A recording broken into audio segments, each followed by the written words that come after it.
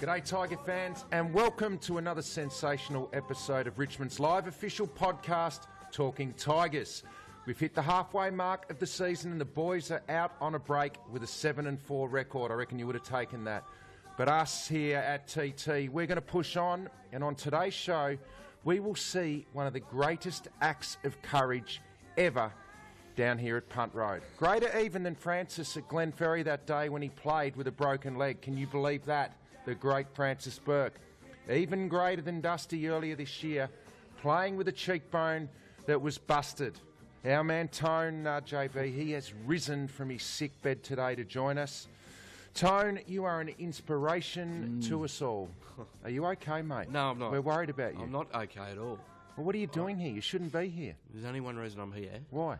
Well, Manfred Man has been death watching me for the last few days, hoping that I would not get up for this show. What, Manfred wanted to do the show? Manfred was absolutely hoping that I would still be in my sick bed, not able, and that he would have jumped that off the bench and come in and done the show with you, and I refused to have us create a monster, Frankenstein monster. Well, it is great to see you, Tone. Thanks, JB. And the best thing about Tone is he takes sickness in his stride. He does. You wouldn't know. We would not have known. You wouldn't have known, would you? You have fair income been carrying on for about 4 days that you mightn't be able to come in today on Crook. You've put it the day, you've made it a Wednesday instead of Tuesday just to accommodate me. No, we apologise to our listeners. We didn't do it yesterday, JB, because... Only because of me. Only because of you. So get involved today, hashtag Talking Tigers.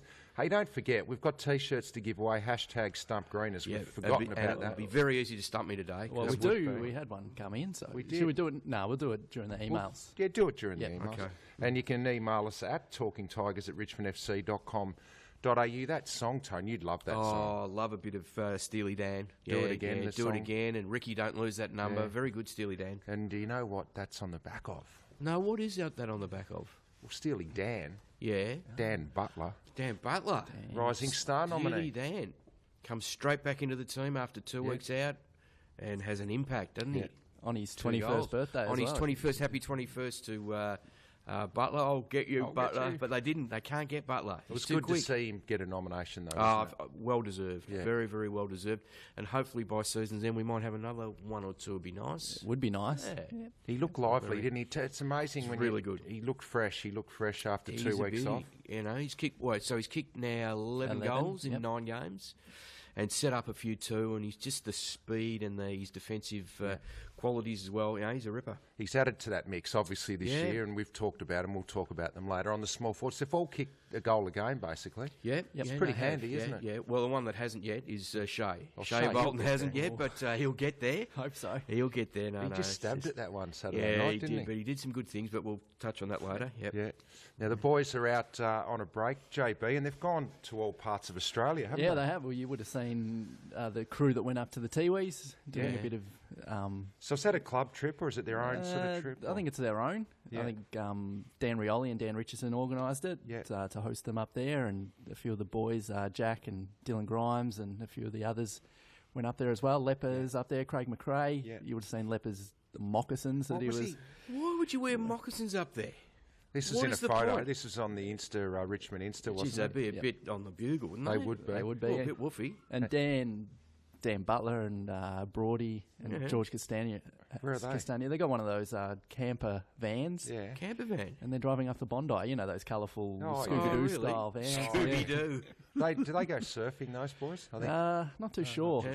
Yeah. The other one that's Or the one that- gone camping. Now, our man Alex Rance, I would have thought he'd just go somewhere and get in a nice little 5-star resort. Yeah. Wouldn't he? Oh, you would have He'd thought go so. and stay somewhere R&R. warm. Yeah. No, he's gone camping up Deniliquin with Sam Lloyd. I can't believe that because he's a very laid-back, easygoing, and now he's intense. Yeah, I he's can't intense. understand that at all. And we actually spoke to him on Saturday night on Channel 7. I was in shock that the great man Alex Rance so is was Moons. spending... Yeah. Moons was too. Moons wasn't happy. I can't believe they've gone camping. Let's have a listen to Rancey. The break's coming up. What do you get up to with a few days off? So I'm going to throw a few pegs in the ground, start a fire, and Going camping. a little bit of camping. Maybe throw a line in the water. I'm not an outdoorsman, but I like to pretend I am. You'd be getting away to a nice 5-star resort. What's going on there? Nah, I got the swag out. Dave Asprey, Ivan Maric, and Sam Lloyd. So it's a bit of a rare bunch we got out there. But have you thought this through, mate? I've got a sense of disaster in this. Who is the one that's going to be able to put it all together? Is there someone who's an outdoor handyman or not? Lloydie would be the man, wouldn't he? Lloydie or Dave, but we're pretty much just throwing the swags in the back with a few tins and hoping for the best, I think. Are you taking food? It's not Bear Grylls sort of stuff, is it? I don't know. Toss of the coin. We'll see what happens. Oh, no. This is disaster. I like the way he goes about it. I'm worried about this. Oh, no, I think you've been watching too much Deliverance or something. Hey? Everything will be all right. I hope they get a good feed up there. Oh, they'll get a good feed. Evie'd look after them, wouldn't he? How? He's probably bought some sandwiches or something along. Big salami or something. Wouldn't he? Oh, I don't know. I don't know. I'm not sure. No, they'll be right. Lloydie, it's Lloydie's it's home country, isn't it? Home territory. We wish the boys the best. They've earned their break, 7-4. No, they have. Good turn. You wouldn't have probably predicted that tone, or no, not? we're very, very comfortable with 7-4. Yep. Hopefully we can, the second half of the year, turn with 7-4 too. Dusty, need to talk about Dusty. How well is Dusty Who going? isn't talking about Dusty? How well is he going? Well, Plough, former Richmond coach Terry Wallace, Yeah. the other day, that he is the best player in the comp as we speak. Well, he's got a debate there to be had, hasn't he? Yeah, no He's doubt. in the conversation. The AFL.com.au Brownlow predictor has him now in front in that with 17 votes. Of Rory Sloane. Yeah, because I got him with 17 votes. I think if I was talking about the best player in the comp, I think the reigning Brownlow medalist might still just have him. Kicked a few more goals. He's kicked 20-odd goals, Danger. Yeah, Dusty's kicked 16. I know. He's not far behind him, is all I'm saying. And he's having an incredible year. When you consider last year he got 25 votes and finished third. Yep. He got 21 votes the year before and finished seventh. So I reckon he's got minimum 17 votes already. So if his second half of the year is good, and he tends to finish seasons very strongly as well, the last couple, he's right in the mix. There's no doubt about that. He's just amazing. He's some of the kicking. some of the things he was doing on Saturday night, he was just putting the ball to where players should be. That pass to Grigor. The pass to Grigor was That was something incredible. else, and a few of the ones they were just bursting the hands because they were coming in so quick and so on a platter. Powerful. The other thing that I've noticed more, even so this year, is his ability to get out of traffic. Yeah. And they can't lay a finger on him. No. His sidestep and his ability to get around players and burst out of traffic has gone to another level this year. Yeah, I don't think it's a big statement. I'm not sure I've ever seen a bloke more at ease on the football field playing for Richmond. Like just totally, he is totally in control when he's out on the field. Well, I think he's in the zone at the moment. Yeah. His belief in his own ability and his form, he just thinks he can do anything. Now, this is a big statement, and obviously, hopefully, he stays at Tigerland for the duration of his career. Yeah. Could he end up just the best number 4 ever seen at Richmond? Oh, hang on. And that's coming from me. Tony This is coming from me. Johnny Pease This just is walked coming in. from me. He's got Royce's jumper I know. tattooed. Or is it Dusty? It's Dusty's. Johnny Yeah, Pease. there you go. Yeah. It's a big statement, but I reckon the former number 4, Royce, would be watching, and he'd be pretty happy with the way he's going. Well, I didn't see Royce play, but it's hard to imagine a number 4 doing much better than what Dusty's doing at the moment. No, That wasn't the only big call Plough made during the week, Terry Well, Wallace. it was really interesting. As you know, I've been a little bit off colour, so I've had plenty of time to be listening to this sort of Had stuff. the Bang & Olufsen's on, have you? Just listening to the radio. Yeah, no, I have. But he thinks that Richmond has the best top 4 group of players of any club in the comp. So he's talking about Dusty, Koch, Rance and Rewald, that 4 would be better than any other club's top 4 currently. It's a pretty good statement. When you look at it, you'd have to agree with him. I can't think of anyone else. Obviously, Geelong's top 2 are outstanding. But Giants have got some good players. yeah, well, go on. Name their top 4. Cameron, Yeah, Kelly. yeah. Who else would be in their top 4? Well, tell me who else. Well, Green. Toby Green. Yeah, still reckon we'd have him covered. Also, the other thing that he was making is that we've got all aspects of the ground covered. So we've got the back half covered with Rance, obviously forward half with Rewald, and then your 2 gun mids. So, yeah. But what you need is The next level. and that's what I think we're starting to get. That's what we are. Because I think we went into the season knowing that those 4 I think we were knew very good players. I think Yep. it was the ones underneath Well, that would have that been we needed a lift from. That would have been the question, and a lot of people. Which is development from within that's so important, isn't it? A lot of people would have said, "Oh, Richmond fall away a little bit at the bottom end," but I think now we're starting to get some real improvement, and it's even contributions. Yep. Who's your most improved then? My most improved this year. Yep. Well, and there's a few you could pick, and obviously we'll get your opinion on this Cover too. them all. Kane Lambert for me. Kane Lambert, I think, has been terrific. And he sort of goes under the radar, but he's had a few run with roles. He's also got plenty of the ball himself. Kicks goals. He's quick. He's hard at it, and he's just consistent, and he's just disciplined and determined. And it's no wonder that Dennis Pagan, when we picked who coached him at Bull Ants. Yeah, he did. Coached him. No, he coached him at Northern Knights before he got into the system. So he couldn't believe it took that long for a club to pick him up onto their AFL list. So I think what do you think the of him? points that you made are spot on. I think what I've liked about him is his ability to go on to a player, shut them down, but still be able to get the ball himself. So it's not just a run with roll where he's not getting the footy. He's still getting his 18, 20 odd touches. Yep. A game, so very disciplined, but still has the nous to be able to get off his man and read the play. Midfield rotation gives you another rotation, can go into the middle. Yep. And when he's playing forward half, he kicks goals. He does kick his goals. So. And he's quick too, isn't he? Yeah, and he's got pace. So I think he's versatility at the moment. Dimmer can use him in a number of different roles. And pretty important. I think that is. I think versatility is just about the most important thing you can have as a player. Yep. All right, JB, who do you think is our most improved? Well, I mean, you could almost argue that our reigning Jack Dyer medalist is the most improved. Or he's taken it to another level again. Having seen what I saw of Nank when he first got drafted to what he is now, I think is a massive improvement. Yeah. But I think the guy who has improved the most for me is, we've already spoken about him off the top of the show, is Dan Butler. Yeah. That's a good call, Probably actually, the only JB. one. It's a good call. I mean, along with Yaron, I think he was the only senior listed player last year to not get a game in 2016. And I mean, at the end of the year, it was probably a question whether he was still part of the list. Well, if he couldn't get a game at the end of last year, it must have been probably a pretty big call to keep going. That must have been a massive wake-up call for him, and I think he deserves every plaudit that he's got for the amount of work that he's done in the pre-season. We did hear that, didn't he? That he had a huge pre-season. We kept hearing and he's carried that on into the season, and then to miss those 2 weeks and then get back into the team and get a Rising Star nomination. That's a good call. I think, good call. Butler for me. How about you, big fella? I think Dave Asprey. Yes. I think he is enormous at the moment, and finally starting to get probably a bit of recognition in the broader footy world at the moment, probably this week. But his ability not only to defend the number one key forward from the opposition, did a great job on Jared Waite the other night. That's allowed Rance to be a better player. So when you're making your teammates better, that's a pretty big call, and I think Dave's doing that. I think he's made Rance even better this year. But the biggest improvement is his ability to win the ball back for the team. And I just think his ball use. I think he doesn't turn it over, Dave. He wins it back, and he just makes the right decisions when he gets the ball in hand. He had 20 disposals on the weekend, so he's getting the ball as well, isn't he? Yeah. So not just creating. Just having that continuity, his body's come good, defends, wins back, uses it well. I think Dave's the most improved player. Doing justice to the number 12. It's good, isn't it? Hey, some news here during the week. This is just a little bit off track, but you're operating well when you've got 2 mobile phones. What, Tony, 2 phones? Yeah. Now, the first person I ever met that had 2 phones was Barry Young. Yes. Barry Bond, we used to call him. He thought he was the next Alan Bond, a tycoon. Remember Barry Young? Yeah. He had 2 phones back before. Barry Young a couple of weeks ago. One of my lists he made, top 10. He had 2 phones before most of us even had a phone, a mobile phone. Probably mattress or something?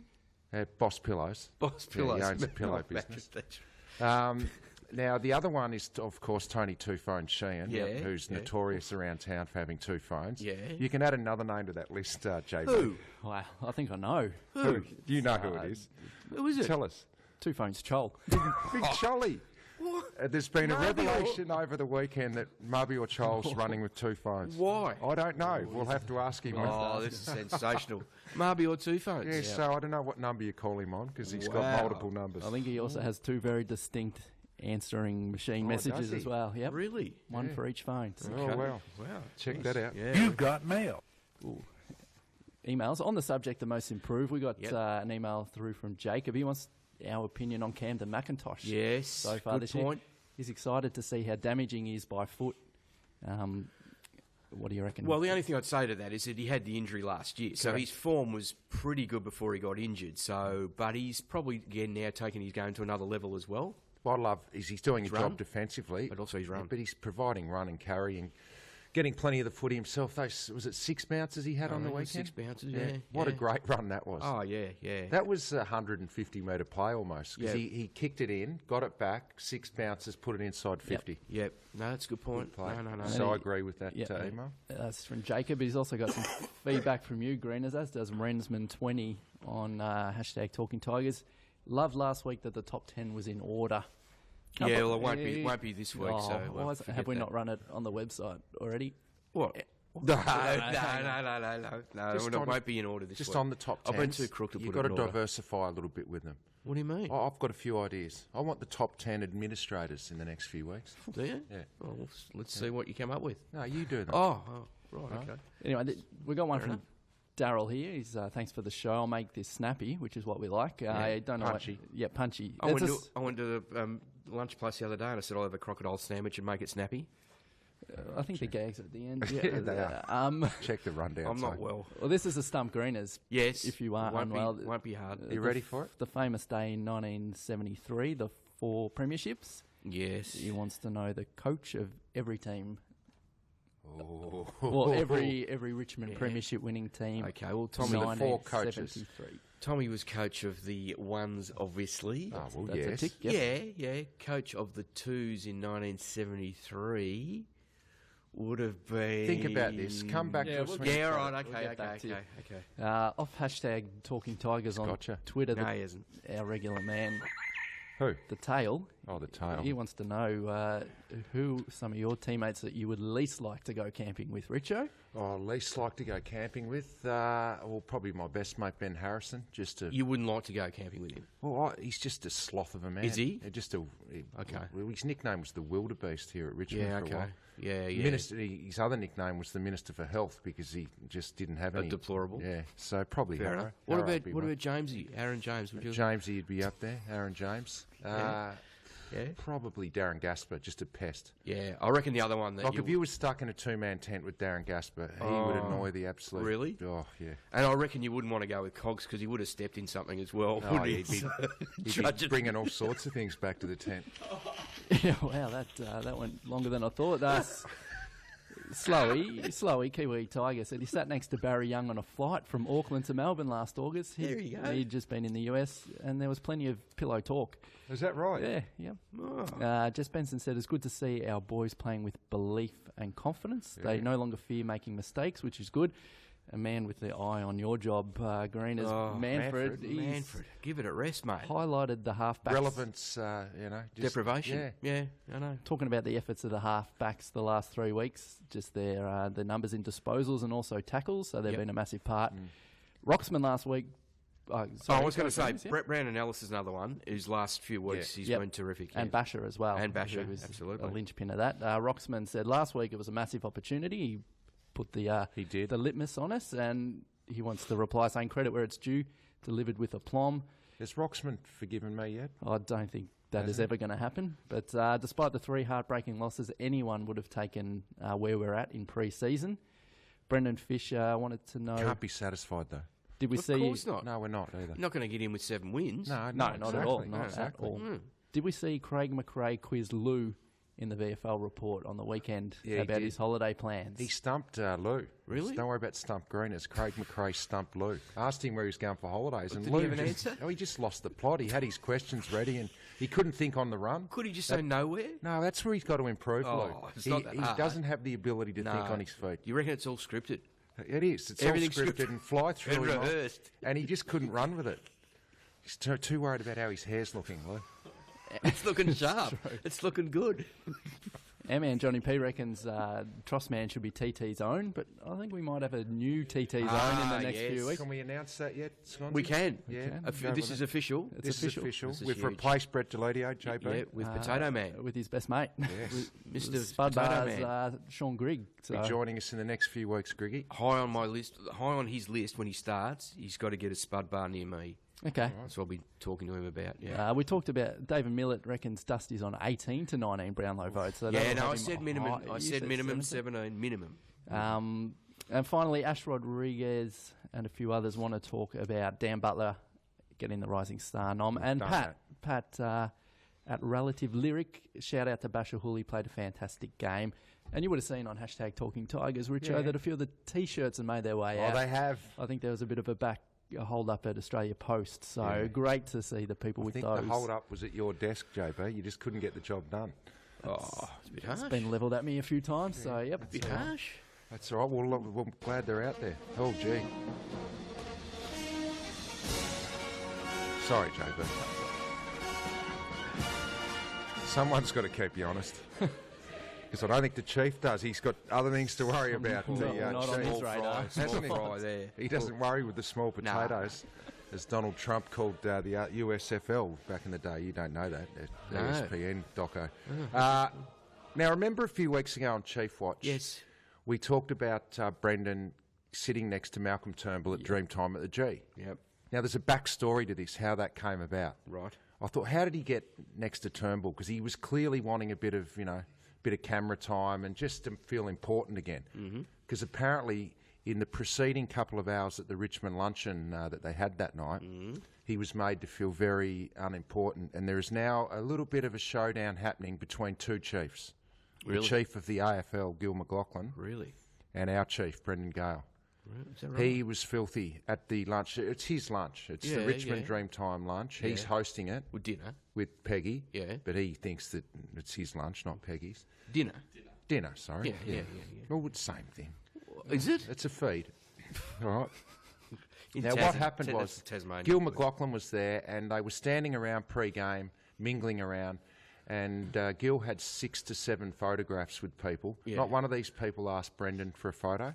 So he had to stand there and he couldn't understand why he wasn't having a photo taken. So he's cracked it at Gil. He will not invite Gil to another President's lunch. That's it? That's it. Gil won't be seen at another Richmond President's lunch. And he immediately went outside, and that's when he spotted Turnbull and went and sat next to him. Is that right? Because he needed to feel good again.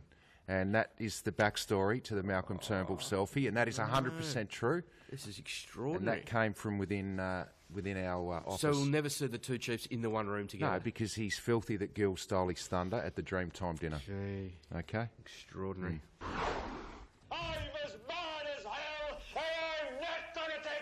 Just a quick one. You can't be mad. We're 7 and 4. No, I'm not mad. Halfway. Just a quick one. Yeah. You can't go changing things mid-year. If I hear this one more time, No, that is ridiculous. I'll spew up. I'll The feel like I might jumper anyway. punch thing. Why? Because you can't possibly change something mid-year. Can't you? No, you can't. Really? Change it at the end of the year. Yeah. I feel for Tom Hawkins. What, that he can't win the Brownlow now? No, that he should be playing this week. There was precedent already in this season. There was precedent already in this season. Yes. Our skipper got off.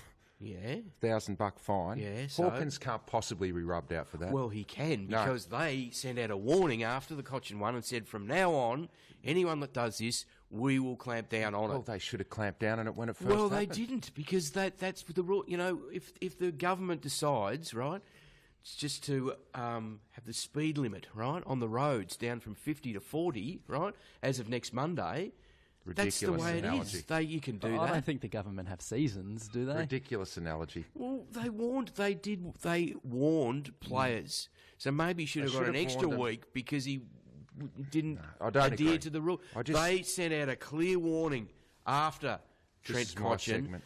Oh, well. You go ahead, I mate. don't like it. Don't you? Can't change rules. You know what? mid-year. I'm sick of people talking about it. Yeah? Yeah. Well, it's over now. Good. Anyway, we got Geelong's first pick, so We have too. I agree with it wholeheartedly.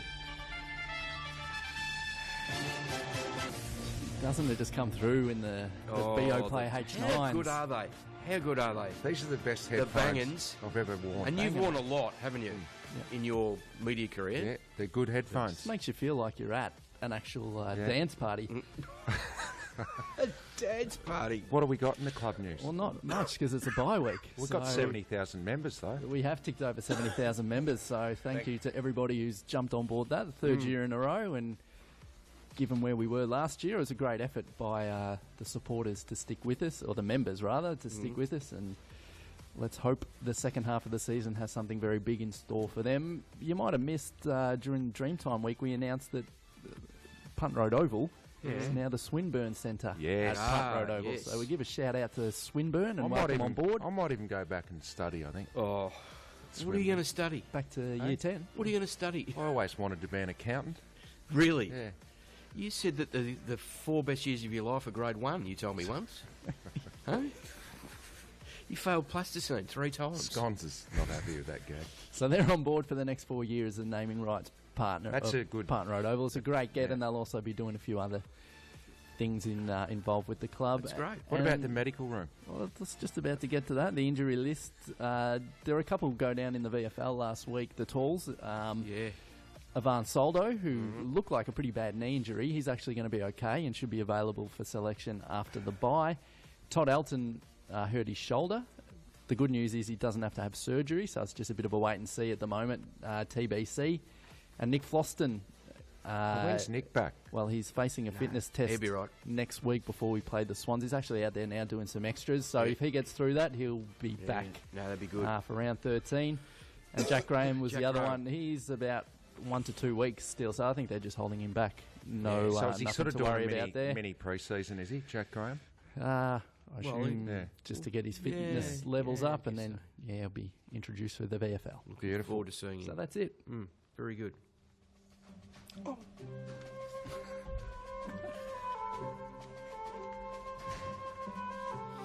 I should have been playing this music. I needed something just relaxing. If Roland slams that door one more time in there, Roland's off crook. who's slamming it now? I don't know, Jeff, I think. Jeff Blackman. Jeff's been very kind. Got me a water and everything. Anyway, Frankie this week... Cahill's here today. Frank's too. great to see Frankie. Top man, Frankie. This is not in order because I couldn't be bothered with it, right? okay. I've just been too crook. But I'm going... Because we're talking about Dusty, right? And how electrifying player he is. I'm going with my top 10 electrifying Tigers. Can I just make one point about these lists? yeah, go on. The same names are appearing every week. We Can't need help to. that. That's Can't why I help that. said maybe get. All some, right, well, next week we'll go with my top 10 worst players I've ever seen. How would you like that? Yeah, that'd be good. Oh, yeah, really good. Controversial. Yeah, really good, wouldn't it? My top 10 administrators. What a snorefest that'd be. Well, I just want to know who you rate in the I'll go with some quirky ones, all right, right. in the next few weeks. So I Okay. just thought because of Dusty, Yeah. and I really couldn't be bothered, we'll just go with this, all right? So top 10. Don't Number one. Start disrespecting our. No, I'm not disrespecting. You're disrespecting these players, all right? Okay. Number one, this is in alphabetical order, is Bill Barrett. The late Bill Barrett passed away sadly late last year, but Billy, an explosive player, a magnificent player, could do the mercurial more often than not, okay? Agree. Yep. Number two is Kevin Bartlett. I mean, KB as a rover first and then reinvented himself as a half forward and was just that 1980 final series of outsnap. What? What's the problem? Scones just is not happy with this. Why, Sconners? Same stuff. It's not the same stuff. This is electrifying.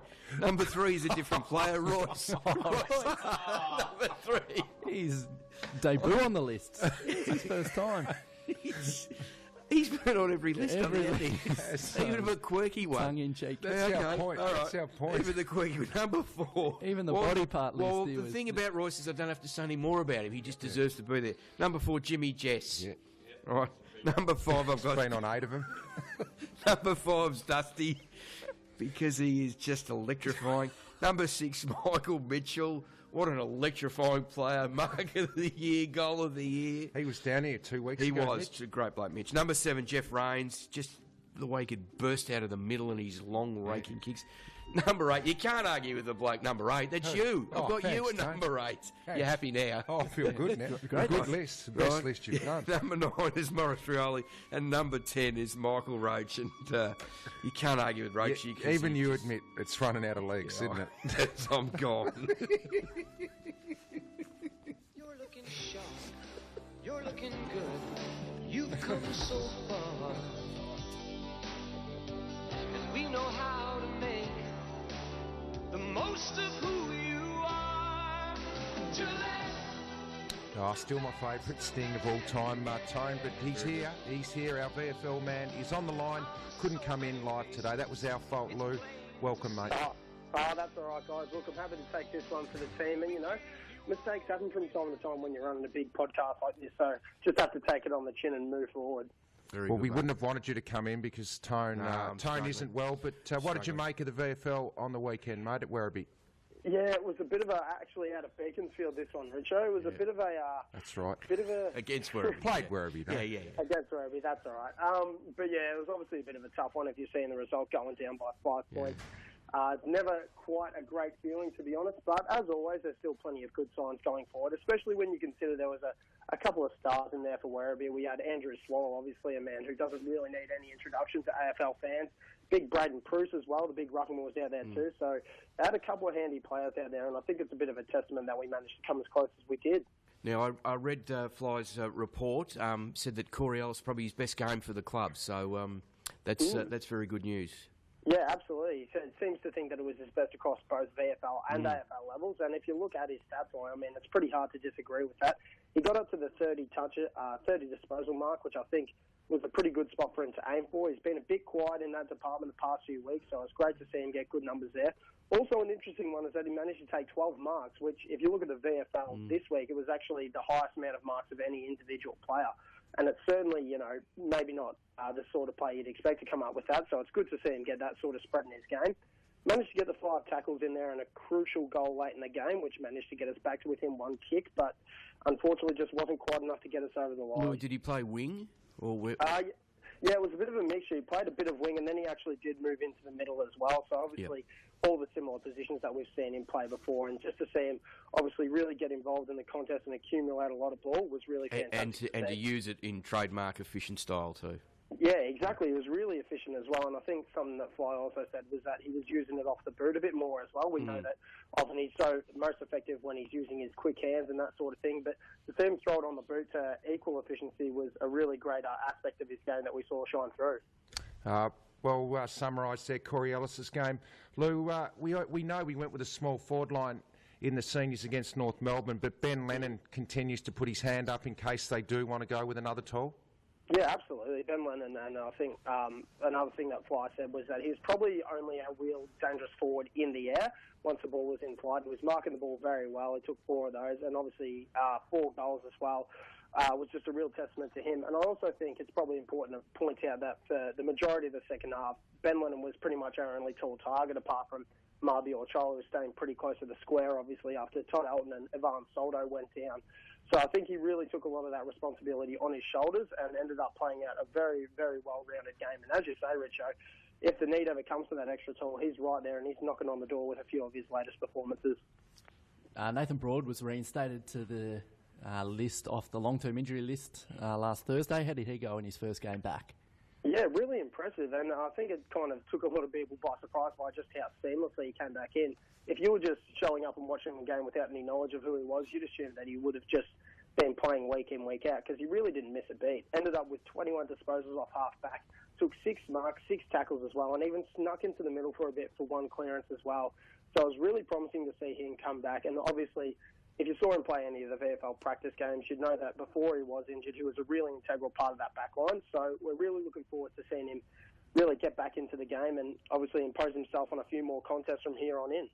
Louis, Oleg Markov was impressive too. Yeah, that's right. I think for the past 2 games, Greeners, you'd probably argue that he's really shown he is above the level. He was also coming off half-back and a bit of the wing for most of the day. Finished with 26 disposals, took 6 marks as well, which I thought was really impressive. A couple of clearances and a couple of tackles as well to round it off. His pace was a real feature for us going forward. His rebound, the rebound that he offers, is really integral to the way we attack and defend as well. So, like I say, 2 weeks now where he's really shown he's above the level. He's another one of those guys who looks to be ready for the opportunity at AFL if it presents. You mentioned Marby or Chol before. How did he go? Yeah, probably a bit of a quieter day for Marvs, at least for 3 quarters it was anyway. The last quarter he really did come through, managed to kick his only goal for the game right when it mattered, and obviously you'd argue if he was going to kick a goal at any time, it might as well have been then. But aside from that, he finished with 5 disposals, took a couple of marks and a couple of tackles as well. Did bring the ball to ground a few times, which you like to see from him, obviously. When you're a side that relies so heavily on those small forwards, it's good to see him get it to the deck and cause some damage there. But I think, especially when you consider how effective he was last week, he'd probably be looking to have a bit more of an impact after the bye round. Now, a couple of injuries to the big man stock, so big Ivan Maric had to shoulder the responsibility. How did he go? Yeah, really impressive. He was really integral in kind of getting us back into the game in that 4th quarter. Took a couple of fantastic contested marks in the back half when the going was really getting tough. And just the way I think he was obviously, as you say, with a couple of our bigs down, he had to really cover the ground for a long period of time. I think the way he did that when it was so late in the game was really quite admirable for him, and he showed fantastic leadership when the going was getting tough. So really impressive of him on marriage, and obviously as our main ruckman, had 21 hit-outs, which I think against Braden Pruitt, a guy, one of the young ruckmen who's really coming through at the moment, I think that was a pretty good result for him as well. So really happy with the way he performed. Lou, outstanding again. Now, of course, a bye this week as well for the VFL boys. Yeah, that's exactly right. So the week off this week, but we are coming back the week after at Punt Road, playing against Geelong on Saturday at 4:30, which is actually after the AFL game, I believe, against Sydney. So obviously, hopefully we'll get a few Tiger fans coming out with a good result of their backs, not saying anything too soon. But in any case, if they're able to make it over to Punt Road and watch the boys in action, the support is always appreciated. Oh, they'll definitely get back. The social club members will be hopefully singing the song and watching the VFL boys. Lou, thank you very much, mate. Always a pleasure, boys. Cheers. See you, Lou. See you, mate. See you, Luke. See ya.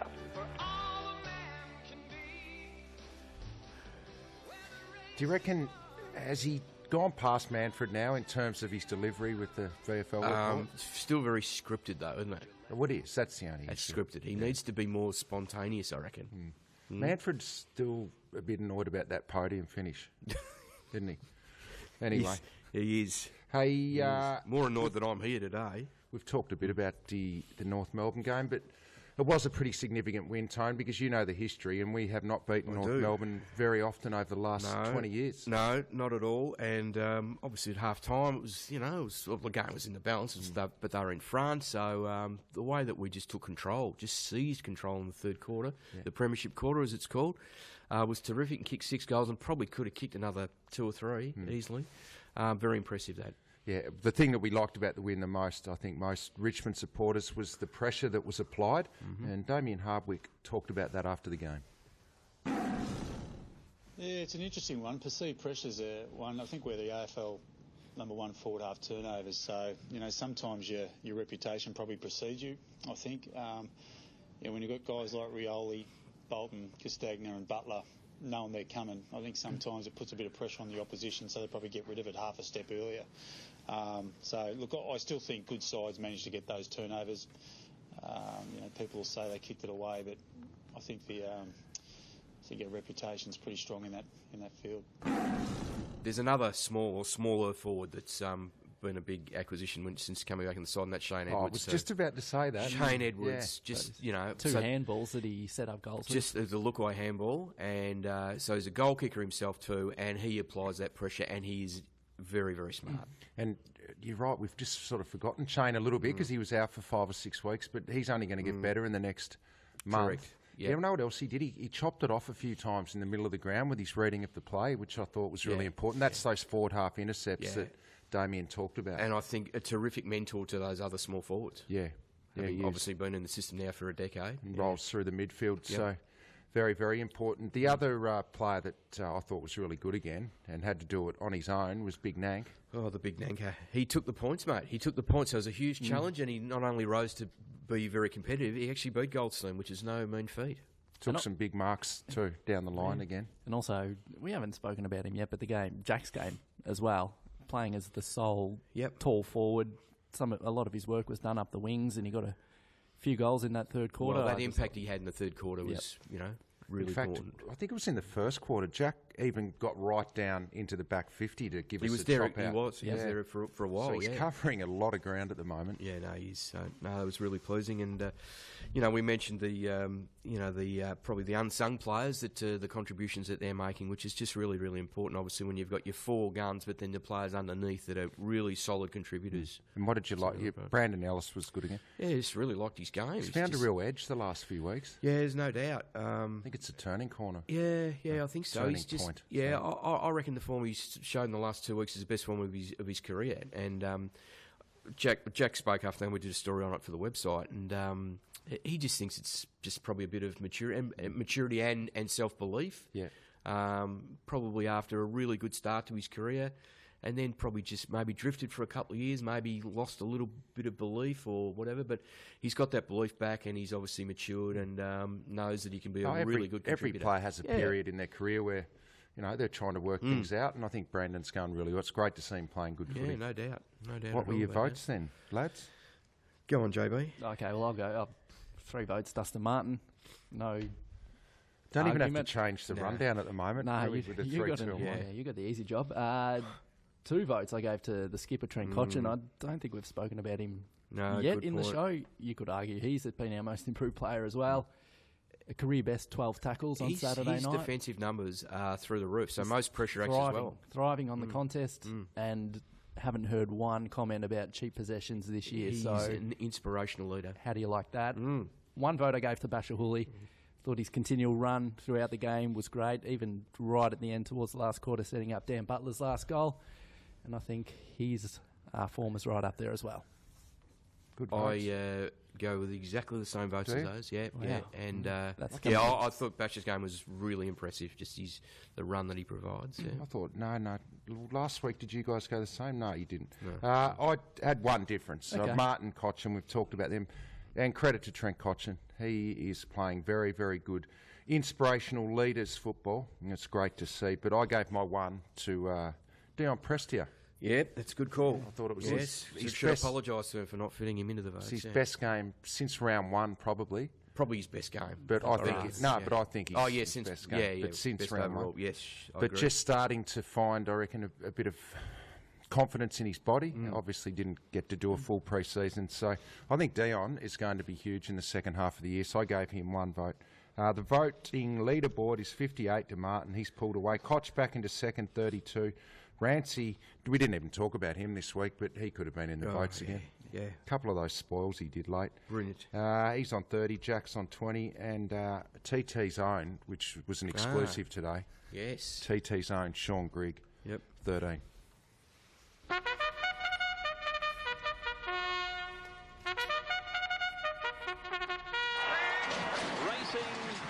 Well, we're not having Yellow and Black Book special for this week, but we'll just reflect on what we had last week. Wow. What did you have, Jamie? I'm not going well at the moment. Really? Yeah, I'm going to have to spend the bye week, maybe up at the Green Door. I think I caught Richo's disease. I said Josh Caddy will kick 3 goals, and he kicked none. He should have kicked 1. He got a free kick 10 metres out. He did, and then Greeners' man got the resultant goal. So how did you go, Greeners? Yeah, no, well, I had Jack to kick 5 plus. 5 plus. So you didn't get it. Well, it was close. So once again, I've probably... He was equal.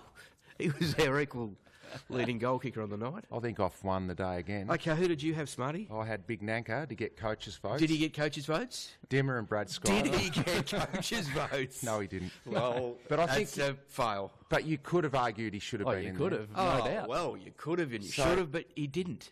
I would like to just issue a warning to Damien Hardwick your uncle. and Brad Scott. Yeah. Get your votes right next time. Get your votes right. Nank should have been in there. Go, please. That I knew she could make me happy.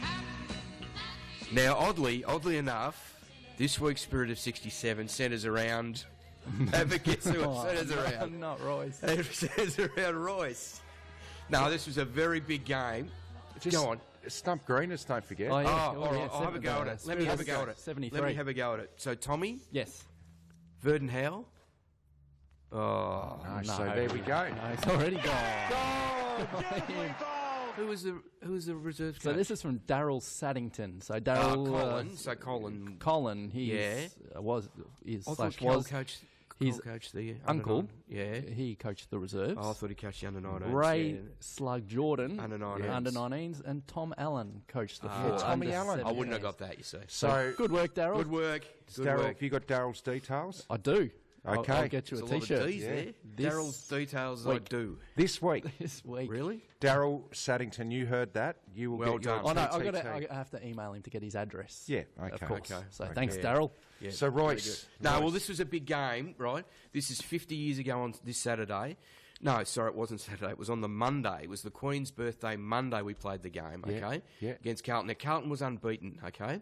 So, it's a huge challenge for us. We'd lost a couple. Now, before the game... Interesting thing, so Peter Shields was the field umpire. Peter Shields was a very good umpire. He's gone into the Richmond rooms and Tommy Hafey's just made a beeline to him, right? and said, who's umpiring this game, you or Barassi? Now, Ron Barassi was Carlton's captain coach. Now, Barassi had been making a habit, as Ron did at the time. So any time there was a decision against Carlton out on the field, Ron would be running up to the umpire and questioning things and slowing the play down and everything. And Richmond at the time was a very quick play on, to play on, quick movement.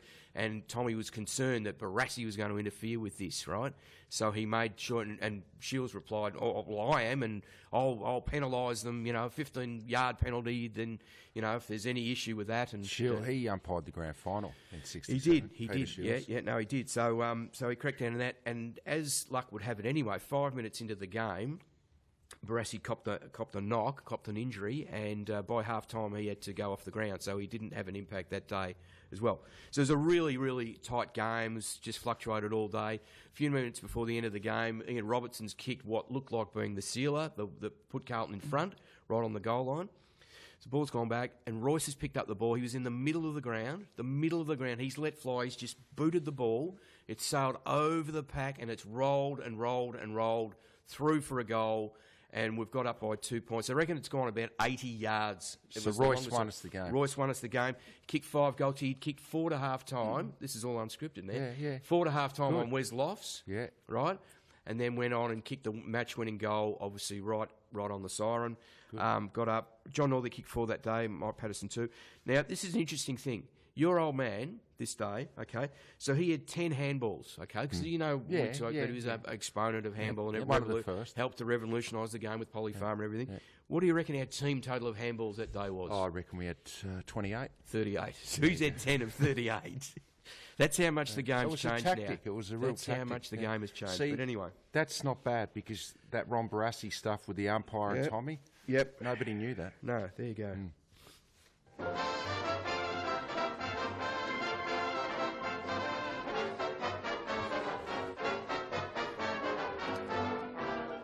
I'm not in a particularly humorous mood, but hopefully these might give everyone a bit of a lift. Why did little Johnny go to bed with a ruler? I don't know. To see how long he slept. Mate of mine told me a joke the other day about chocolate. It wasn't that funny, but I still snickered. Oh. Did you go to the doc? You've been to the doc, surely. I need to go. Another mate of mine's bakery business burnt down the other night. Yeah. Now his business is toast. I'm not sure we can go with that one. I had a terrible. I'm not sure if I've ever told you this before, but when I was a kid, I had this awful experience. I was attacked by someone waving several cameras at me. Yeah, I still have flashbacks to this day. And finally, I'll finish up with this, right? That my house, this is really unusual, but my house is haunted by... Is it your house? No, not anymore. That's a fair point, actually. That's the gag. The house that used to be mine is haunted by... the place where I'm living, the place where I currently reside, with a roof over my head and that's it, and no sympathy at all. It's haunted by a ghost rider. Yeah. It's haunted by a ghost rider because I came home the other night to discover my autobiography had been written.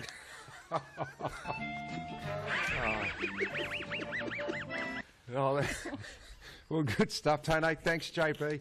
Thanks, Scones. And Scones, great effort. Puts everything together. And Johnny P. Johnny P. Frankie Cahill, our live audience in here with Jeff Blackburn. Terrific. Thanks for listening again. Sorry we mucked you around yesterday. We'll be back next Tuesday before the Swans game. Tone, I hope you feel better. Thanks. Bad luck, Manfred. Yeah, bad luck, Manfred.